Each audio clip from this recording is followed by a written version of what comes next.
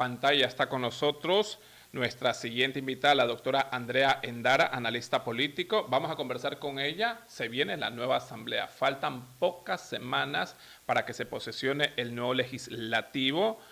Y sin duda alguna, lo que más llama la atención es que en este nuevo legislativo, doctora, bienvenida, gracias por estar con nosotros. Hay que tener en cuenta que esta asamblea nacional hay un porcentaje alto de jóvenes en el legislativo. Mi pregunta es, ¿la experiencia debe tomarse en cuenta en el Palacio Legislativo o no debería de tomarse en cuenta? Porque incluso hay un asambleísta electo de Quito que tiene 19 años. Bueno, primero, buenos días con todos. Qué gusto estar aquí esta mañana con ustedes. A ver, creo que la juventud es importante y este debate lo tuvimos cuando Daniel Noboa fue electo la primera vez y posesionó a su equipo que era en su mayoría joven. Entonces, la juventud es buena porque refresca el sistema. No obstante, esta juventud tiene que venir de la mano de gente que conozca. O sea, si yo no conozco cómo funciona el legislativo, pues tengo que tener un asesor que me explique y me lleve por ese camino. Y aparte, pues tengo que hacer todo lo necesario para conocer los reglamentos, conocer la normativa a la que me voy a enfrentar y con la que voy, digamos que a jugar todos los días. Porque tengo que saber qué se hace, qué puedo y qué no puedo hacer, porque el desconocimiento no evita la sanción. Entonces, si bien es cierto, los jóvenes, esa asamblea está conformada por una mayoría joven que pueden traer ideas nuevas, que pueden ayudar a refrescar este sistema político que está tan dañado, que está tan corrupto, que hemos dicho que tiene que reconformarse, tienen que irlo pensando desde una manera objetiva, en base a estudios, o sea, si van a hacer una propuesta de ley, bueno, en base a qué evidencia, cómo lo vas a hacer para que así se fortalezca el sistema político ecuatoriano. Hay una composición diferente, si bien es cierto que hay jóvenes dentro del legislativo. Le voy a preguntar como cualquier ciudadano, un asambleísta de 19 años, ¿qué me puede aportar? Porque hay que tener en cuenta que en el legislativo se crean leyes. Correcto. Sin tener experiencia en la parte política, sin tener un título profesional, ¿puede aportar en este legislativo? Bueno, puede aportar, sí, quizás no como lo vemos en la construcción de la ley, pero sí en los inputs necesarios del espíritu de esa ley.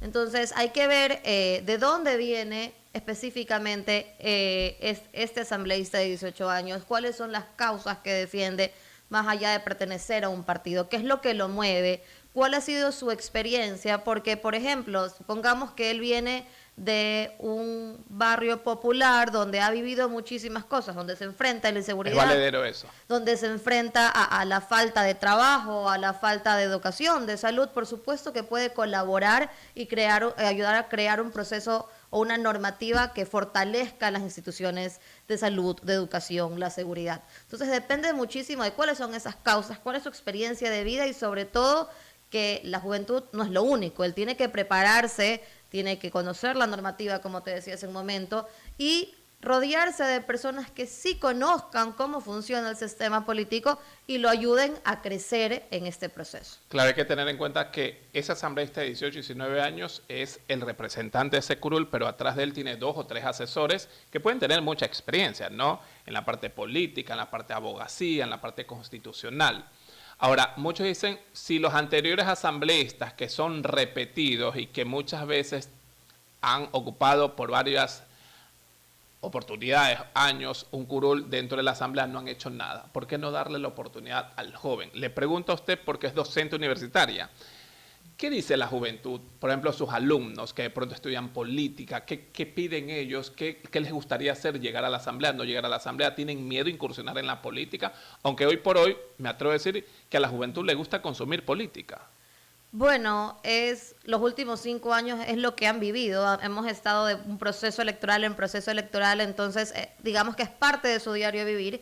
Y sí les gusta la política, pero también tienen este recelo de ¿me voy a quemar? ¿No me voy a quemar? Justamente por lo contaminado que está nuestro sistema político. Entonces, si tú me preguntas qué dicen los jóvenes, los jóvenes están buscando reformular este sistema político, mejorar las condiciones en el Ecuador y no necesariamente desde un curul o un puesto de elección popular, sino desde ONGs, desde diferentes instituciones y también como ciudadanos, porque nosotros como ciudadanos estamos llamados a hacer participación política, a estar expectantes de que quienes nos están representando, a quienes les dimos el voto, hagan bien su trabajo, y eso se lo puede hacer desde observatorios ciudadanos. Por ejemplo, este ciclo que ya empieza el próximo lunes en la Universidad Casa Grande, tenemos una clase que se llama Observatorio Ciudadano, que no es solo para estudiantes de ciencias políticas, sino es una materia interfacultades, está para todas las 6 facultades que tenemos en la universidad, donde ellos van a aprender cómo revisar las leyes, definir una causa que ellos pues les interese, ver qué está haciendo. En este caso lo vamos a manejar con el municipio de Guayaquil. Entonces,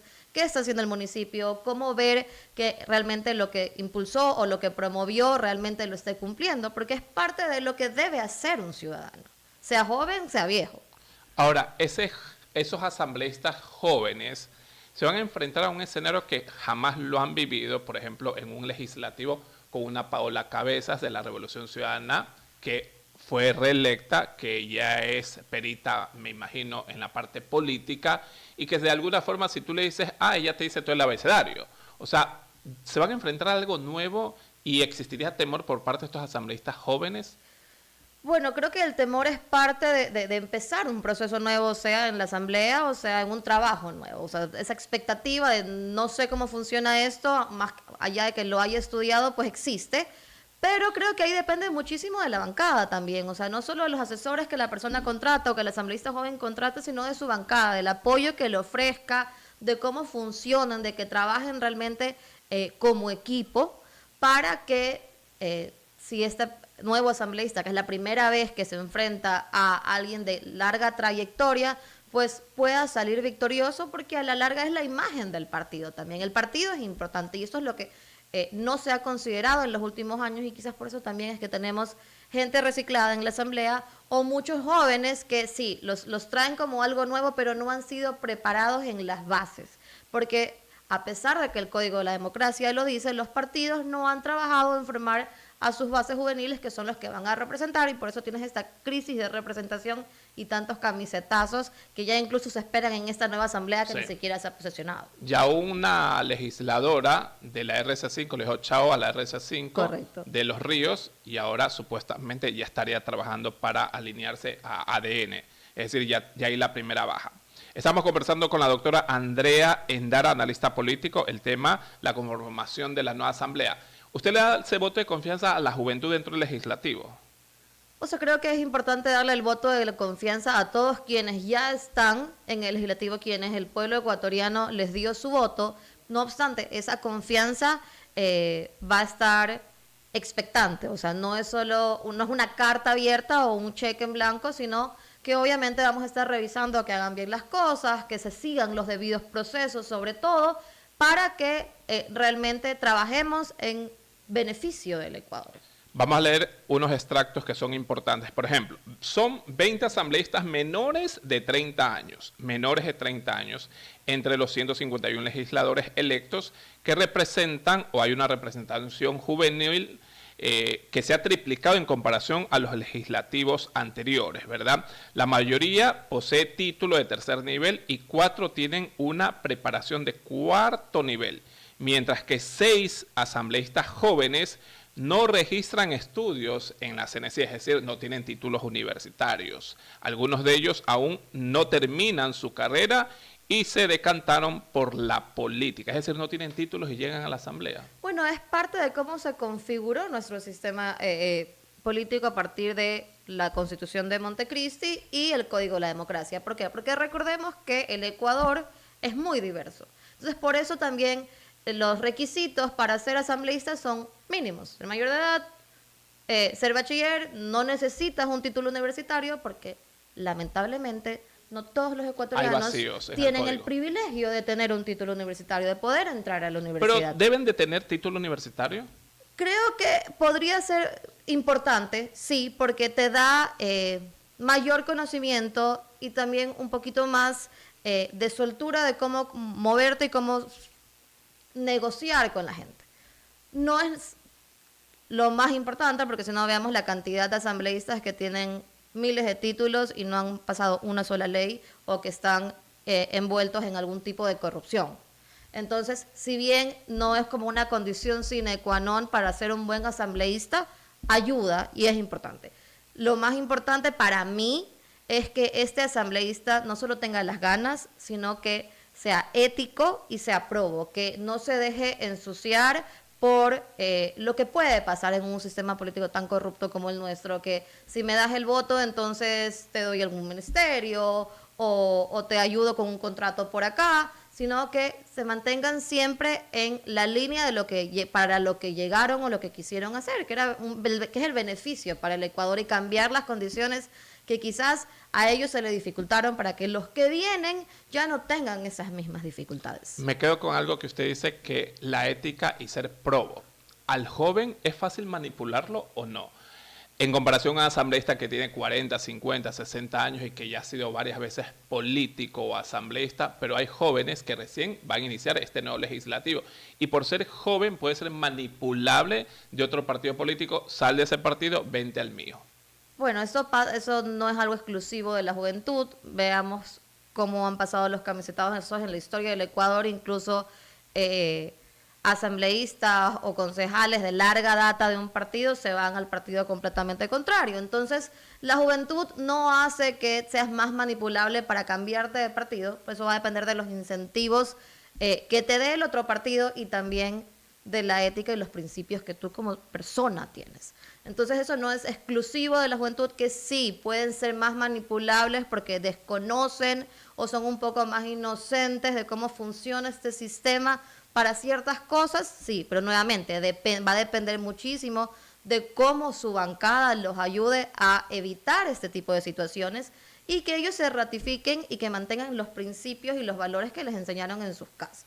Ok, por ejemplo, en el caso de Dominique Serrano, que es de ADN, es el asambleísta más joven, apenas con 19 años, no tiene título universitario, lo que lo convierte en el asambleísta más joven de la historia de nuestro país. Él fue elegido por el Distrito Sur Quito. En una entrevista publicada hace varios días comentó que cursaba el primer semestre de Derecho y al mismo tiempo estudiaba gastronomía. No ha terminado ni una de las carreras.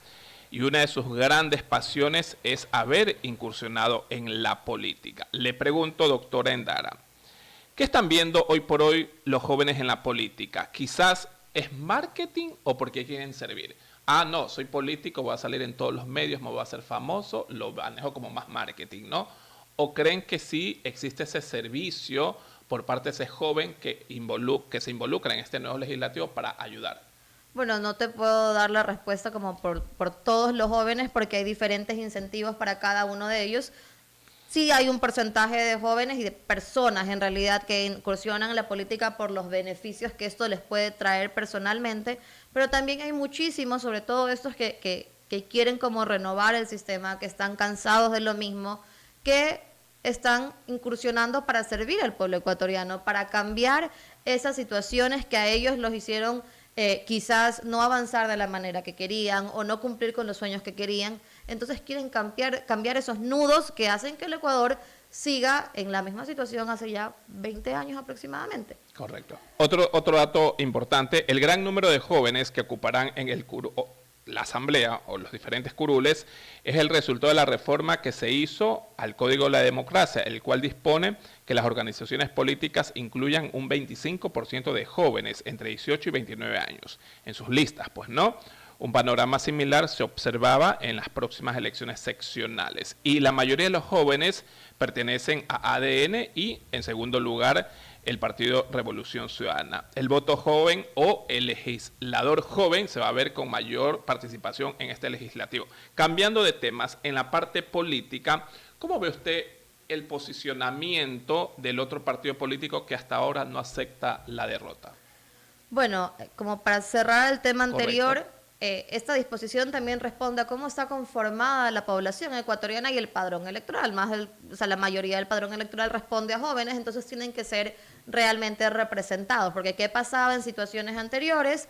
Que las poblaciones más vulnerables no eran representadas, o la juventud, que si bien es cierto somos más, pero quienes estaban en la Asamblea o en el Congreso Nacional, pues era gente de larga data que no respondía y no entendía cuáles eran el sentir y las problemáticas que se enfrentan los jóvenes. Entonces, creo que a eso responde, pero nuevamente, estas personas, si bien es cierto, van y no tienen la experiencia, tienen que encontrar los medios aliados, asesores, la bancada, ser autodidactas para hacer un buen trabajo en la Asamblea.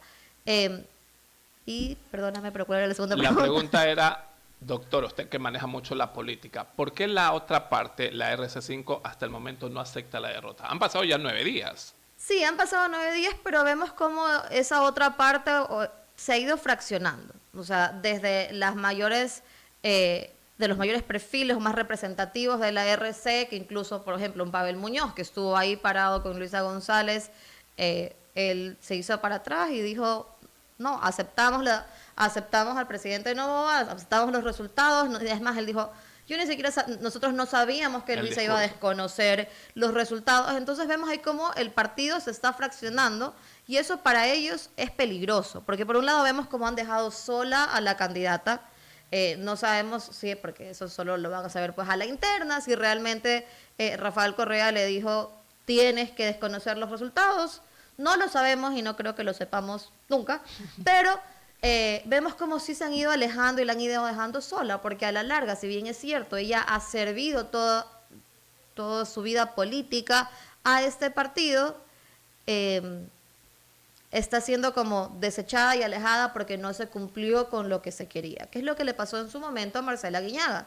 Cuando en las elecciones anteriores Luisa González pierde, le dijeron a Marcela Guiñaga, que era la presidenta del partido, que no había hecho su trabajo y la alejaron. Recién la vemos más cercana nuevamente en esta elección, pero en el interín, en los 18 meses o 15 meses que estuvieron entre una elección y la otra, estuvo alejada del partido.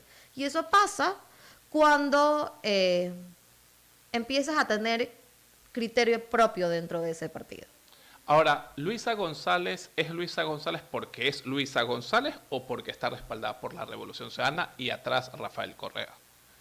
Bueno, Luisa González como candidata se ha hecho conocer y ha llegado hasta esos niveles, incluso más que, otra vez, pongamos ejemplo, Marcela Guiñaga, que tiene más trayectoria, sobre todo a nivel electoral, político, porque ella ha estado siempre desde el servicio, porque Luisa ha estado siempre desde el servicio público, no como candidata a excepción de la última asamblea.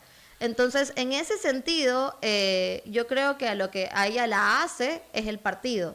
Ya. Y también por eso los últimos comentarios que dio su partido y el máximo líder de su partido le afectaron tanto en la elección en segunda vuelta, porque cuando ella trataba de alejarse de los ecuadólares y de Paola Cabezas, que trataba de alejarse de la desdolarización, su máximo líder aparece en un programa con Ricardo Patiño hablando de la desdolarización. Entonces, eso afecta porque mientras ella estaba en territorio tratando de alejarse, de eliminar la incertidumbre que le generaba a la ciudadanía esos temas, desde la cúpula los posicionaba. Ahora, Luisa González, no sé, en su momento un analista político decía que Luisa González se hace un daño, si es que ella quiere continuar en la política, se hace un daño continuar con el correísmo o continuar con Alianza País, si se lo quiere ver de esa forma, porque ella ya quedó marcada. Tú eres RC5 y morirás siendo RC5. Por ejemplo, Andrea González, que inicia la política con Construye, se cambia al Partido Social Patriótica, ¿verdad?, de Lucio Gutiérrez, y es Andrea González. La gente la ve como Andrea González, pero Luisa González se la ve como Rafael Correa. Bueno, lo que pasa es que, Andrea González no inicia con Construye. Construye quizás fue pero lo como más... candidata más... claro, lo más representativo. Más fuerte, sí. Claro, ella ha tenido otros procesos donde lamentablemente no llegó. Pero, Andrea González hemos visto como ella es invitada al partido. Okay. En cambio, Luisa González es parte del partido, fue creciendo poco a poco dentro de ese partido. Entonces, claro, si ella quiere alejarse del partido, va a ser mucho más difícil. No sé, pensemos en un Henry Kronfle. Si Henry Kronfle se quiere deslindar del Partido Sociedad, del PSC, la gente va a decir, ¿pero por qué? Si él es como el candidato o la persona que representa los principios y los valores del PSC. Lo mismo va a pasar con Luisa González.